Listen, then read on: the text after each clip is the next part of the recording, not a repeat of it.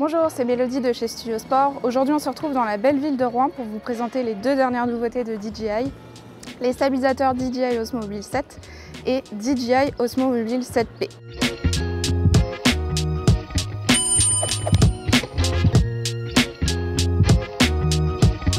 Alors pourquoi deux nouveaux modèles? En fait, DJI réinvente la gamme avec ces deux nouveaux Osmo Mobile.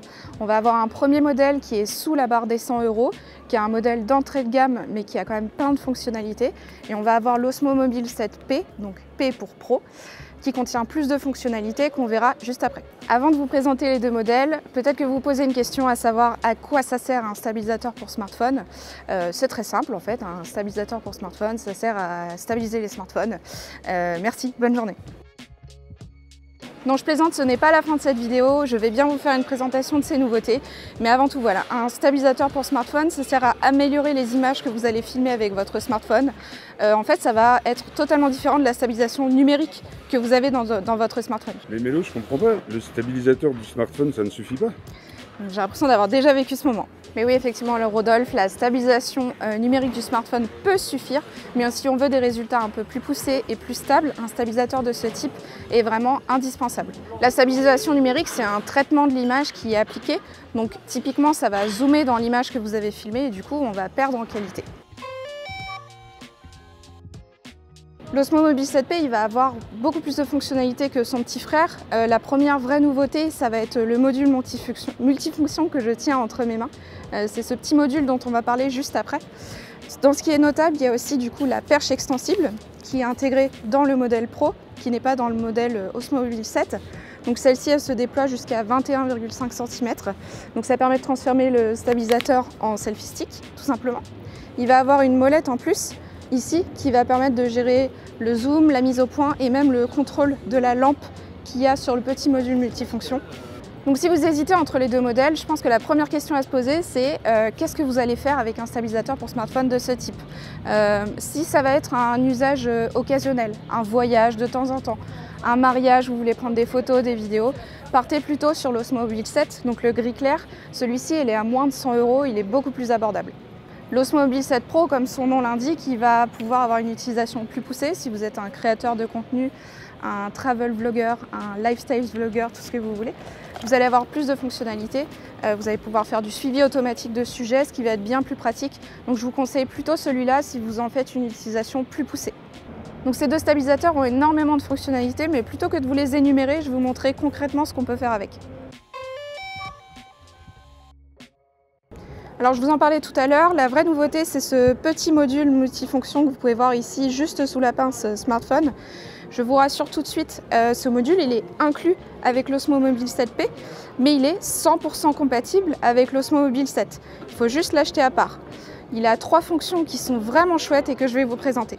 Donc le petit module multifonction, il peut venir se placer comme ceci de façon magnétique pour filmer devant et pour reconnaître les sujets devant, ou à l'inverse, le mettre dans l'autre sens pour que la reconnaissance se fasse vers vous en mode selfie. Donc la première fonctionnalité qu'il va avoir, c'est le suivi intelligent de personnes. Donc ça se fait par la petite caméra qui se trouve ici en façade.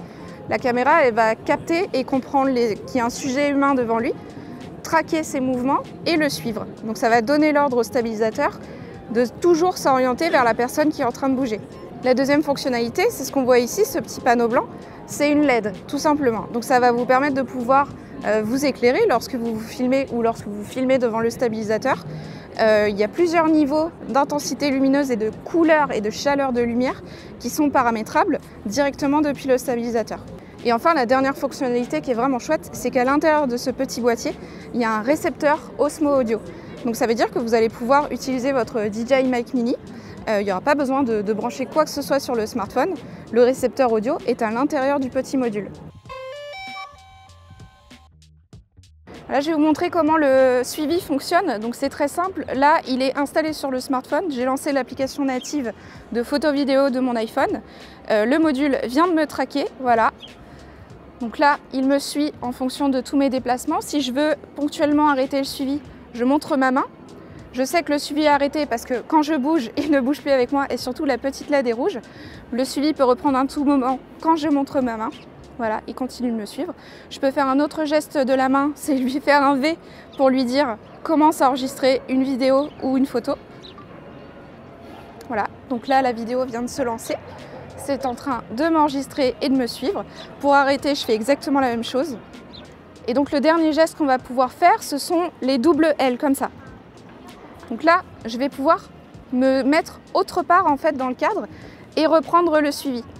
Donc là par exemple, il va continuer de me suivre. Par contre, je ne suis plus au centre de l'image, je suis dans la partie droite. Je peux le refaire à tout moment. Voilà. Et me placer, pourquoi pas, ici. Et après, le suivi va continuer de me prendre sur la partie gauche de l'écran.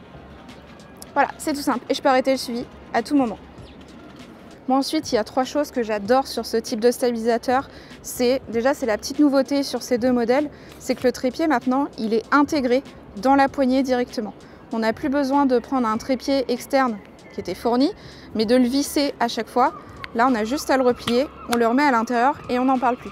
La deuxième chose que j'adore, c'est la facilité et la rapidité avec laquelle vous allez pouvoir mettre votre téléphone sur le stabilisateur. Il suffit de mettre la fixation magnétique, on le met en route comme ça et en l'espace de 2 secondes, ça calibre et on n'en parle plus. Donc ça, c'est super pratique parce que voilà, vous avez besoin de filmer quelque chose, ça prend 2 secondes à déployer. Et enfin, la dernière chose que j'adore, c'est le fait de pouvoir changer de se filmer soi ou de filmer devant soi, juste avec 3 pressions à l'arrière de la gâchette.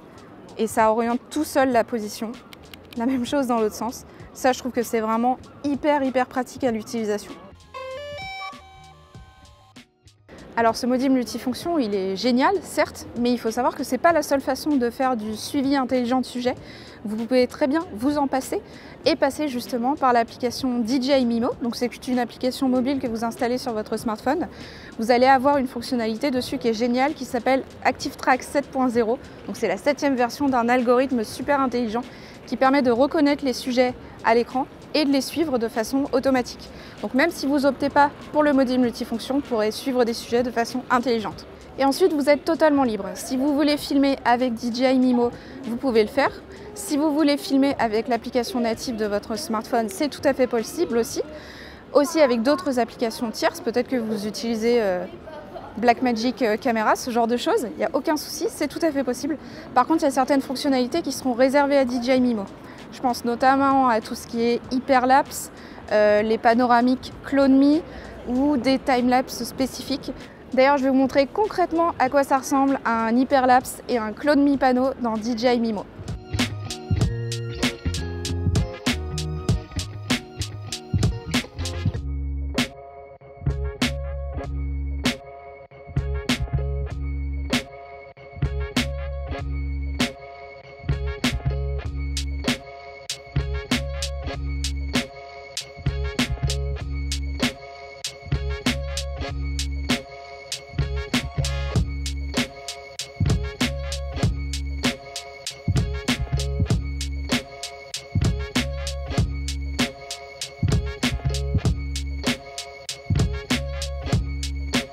Je pourrais vous parler de ces nouveautés pendant des heures. Je pourrais par exemple vous parler de l'autonomie de 10 heures qui est proposée sur chacun de ces stabilisateurs.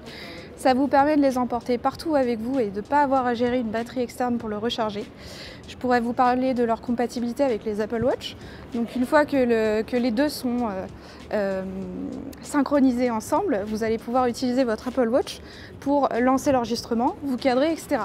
Je pourrais aussi vous parler de Shot Guide, qui est un mode dans DJI Mimo qui vous permet de reconnaître en fait la scène que vous souhaitez filmer.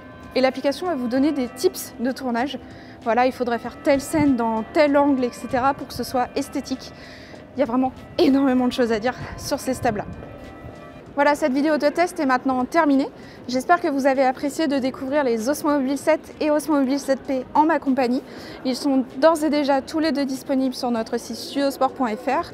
Donc l'Osmo Mobile 7 est à 99 €, l'Osmo Mobile 7P est à 159 € et vous pouvez les retrouver aussi dans nos boutiques en France. Merci d'avoir regardé cette vidéo, à bientôt!